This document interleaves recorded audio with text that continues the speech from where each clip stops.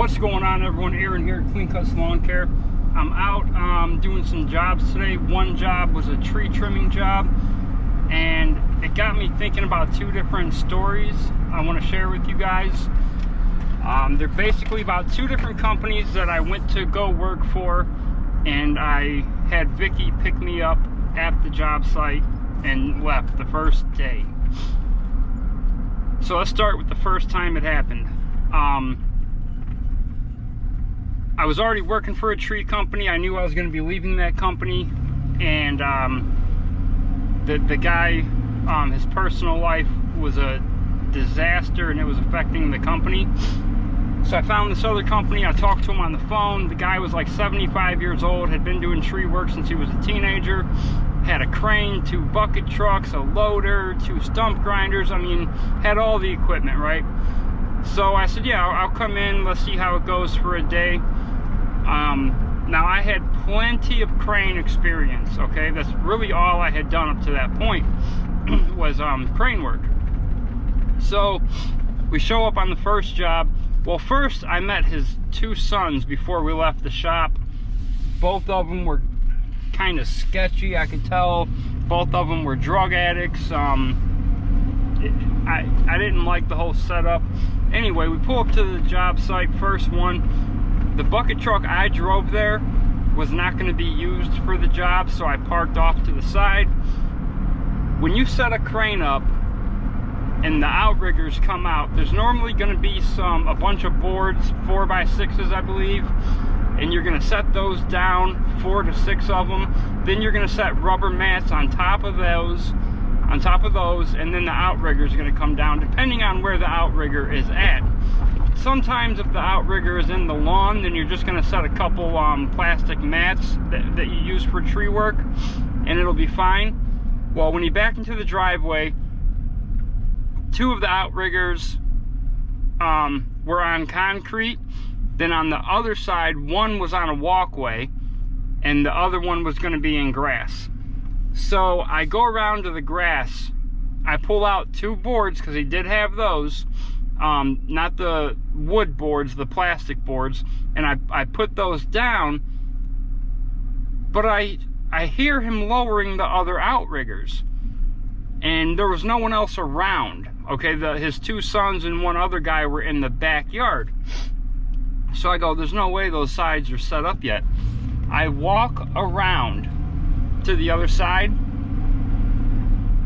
He didn't even have any boards. He didn't have any rubber mats. He had nothing. He lowered them outriggers right down onto the driveway and just destroyed the driveway where the outriggers were. I looked back where it was on the walkway, even worse. And he just acted like it was no problem whatsoever. So I was like, oh wow. So I go up to the operator station. I don't remember his name. Bob comes to mind, but it's not.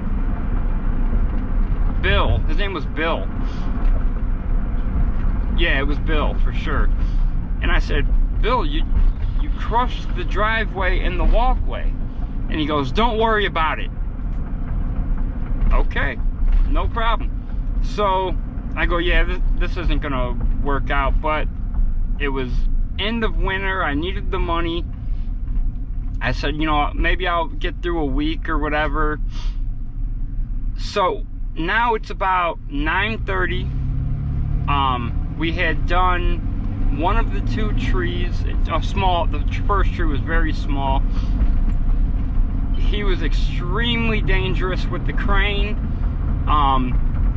His chipper had no safety on it. It was just stuck in the pull position.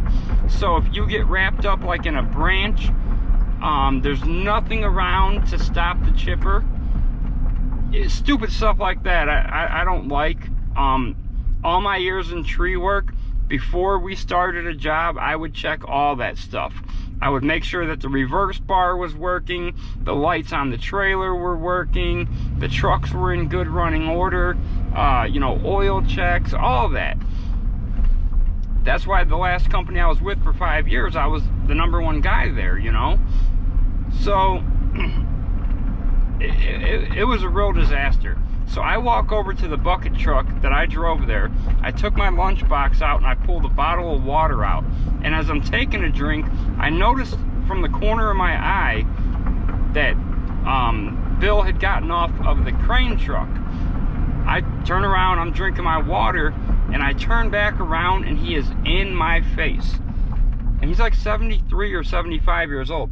And he's like, you don't effing take a break or take a drink of water until the whole crew takes a break. And I go, I'm not taking a break, I'm taking a drink of water, and get out of my face before something bad happens to you. And he goes, oh, you think you're gonna do something to me with my sons here? I go, I'll do the same thing to your sons that I'm gonna do to you. Get out of my face. So his son, one of his sons come over and says, you know, is there some type of problem? And I told him what happened. I thought there was gonna be an issue, and he just goes, man, this piece of shit, about talking about his dad. So I text Vicky the address. 30 minutes later, she's there to pick me up. About 7 years ago, I found another tree company that I had met other people who worked there. And when I asked them about it, they said, it's not too bad. You know, they said there's one problem, and they wouldn't tell me what the problem was. Like, they all thought it was funny because I had knew 2 people that worked there. So I'm like, I'll give it a shot. I go to work there. In the morning, I met all the guys, and I knew that 3 of the 4 guys had no clue how to do any sort of tree work. I found out that the one guy, the only thing he did was drive the Avant. It's a loader, it's a sit-down loader. Normally has a closed cab, kind of like a Bobcat, but kind of not. I don't like Avants. Anyway, I try to avoid the owner. I don't really want to talk to him or whatever. I definitely don't ride in a truck with him. The owner goes, hey, ride with me. I'm like, all right, here we go. So we're driving to the job, and it's cold out. He takes off like his hat and his gloves, and he unzips his coat, and he goes, I have to talk to you about something very serious. I'm like, I don't even know this guy. Like, what could be very serious? He's wearing a t-shirt, and it says, are you saved? With a cross and like praying hands on it. And he goes, I need to know if you're saved, if you're a Christian. And I'm just like, what? This is what them guys were laughing about. So I go, look, I don't talk religion or anything about spirituality or anything to anyone outside of my home. And he goes, okay, but you're in my truck, I'm paying you, and I want to know if you're saved. I want to know the kind of person you are. I said, well, you're not going to know by me telling you if I'm saved or any of that other nonsense that you don't need to know. So we pulled into a gas station. I got out of his truck, got into another truck, and the guy goes, he's going to want you in that truck for this conversation. Now, he wasn't in that truck, but he knew about this conversation. So I go, that's not going to be happening. I got in that truck, closed the door. We get to the job. Very easy job. There was, like, here's a house, 30 feet of lawn, then a walkway, then another 30 feet of lawn into an area of, like, a wooded area. 4 dead trees in the front of them wooded areas. All can be dropped forward, grabbed with the Avant, put through the chipper, quick cleanup, we're out of there, right? I'm like, all right, nice, nice. It's gonna be a quick job. Only one guy I knew had any business using a saw, looking at a saw, wondering about a saw, dreaming about a saw. These other 3 had no business touching it. So he starts a saw. I go grab a saw. I start it. I'm gonna notch and drop this tree. And I hear, hey, no, absolutely not. You're not dropping anything. And he tells this other guy he needs to drop it. So I'm like, are you kidding me? All right, hold on. I gotta pay for the dump. All right, leaving the dump. So anyway, the guy who I knew what he was doing says, no, you're not using a saw. We don't let guys just come in here and use saws. The other guy who uses the Avant, but I knew had no business using a saw, takes the saw from me and goes, yeah, that's not happening, dude. Something like that. Okay. So the first guy drops his tree. He knows what he's doing. He drops his tree. The tree this guy is about to drop, it comes up out of the ground pretty straight. Then it breaks off to the right. All the weight going to the right. Then at the very top, it straightens back out. But there's no weight up there. Okay? So he goes to put, now you can get this tree to fall straight, but your notch has to be good, right? It has to be facing the right spot. He goes to put his notch, and his notch, which it was a terrible notch, is off to the right. So, okay, I'm watching. Now the other guy walks out and to the tip of his tree that he drops, and he starts cutting it up. I don't know why he was cutting it up. There was an Avant there that would pick this whole thing up, take it right to the chipper. Whatever though, he starts cutting it up.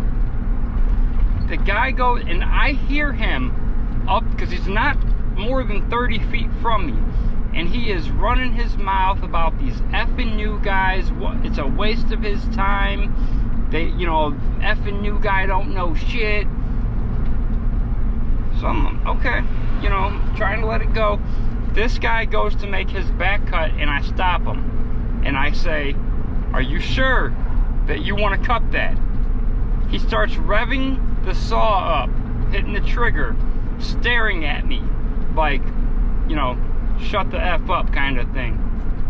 Okay, I throw my hands up, I back up. He makes his back cut, almost completely misses the notch. This is not a big tree. It's a little bit heavy, but it's not a very big tree. Where he has his notch at, this thing is gonna land inside of the top 15 feet of the tree that this guy just dropped, and he's in that area cutting it up. He hits that back cut, almost misses the notch, gets it enough. Now that he cut it so bad, it's going more to the right. As soon as he cuts it, he is screaming to the other guy. Too late. Too late. One of the branches, not the main stem of the tree, but like a secondary branch, catches the guy across the shoulder, messes him up. He is screaming, crying, like flailing around. Unreal. I'm just standing there with my arms crossed. I have nothing to say. I don't even care. Okay? Now, could I have prevented this? Absolutely 100%. Do I regret not preventing this? Not one bit. Don't care, never will care. These guys were talking so much shit about me. I don't know why. I had just met them. I had already been a crew leader on the previous company. I had about 5 years, about 4.5 years experience. I was very good at this. I don't know. The owner comes running out. The other guy, take me to the hospital. Ah! All kinds of shit. I mean, it was unreal. The other guy is now blaming the guy on the ground. The owner's asking me what happened. I said, man, talk to them. As this is all going on, he's telling them, why are you cutting? Why isn't he cutting? He has the experience. You don't have any experience. I'm on the phone texting Vicky the address. You know the end of the story. All right, guys, just wanted to do a quick video, tell you these two stories. There's other crazy stories I could tell you. I could tell you about my old partner on his knees, on the ground, with a chainsaw between his legs, trying to sharpen the chainsaw while his whole face was buried in mud because he was nodding out on heroin. But there's other stories. Maybe we'll talk about them another time. All right, if you liked the video, hit like, subscribe to the channel, leave a comment down below. Let me know everything I'm doing wrong, and keep them edges clean, boys. I'm out.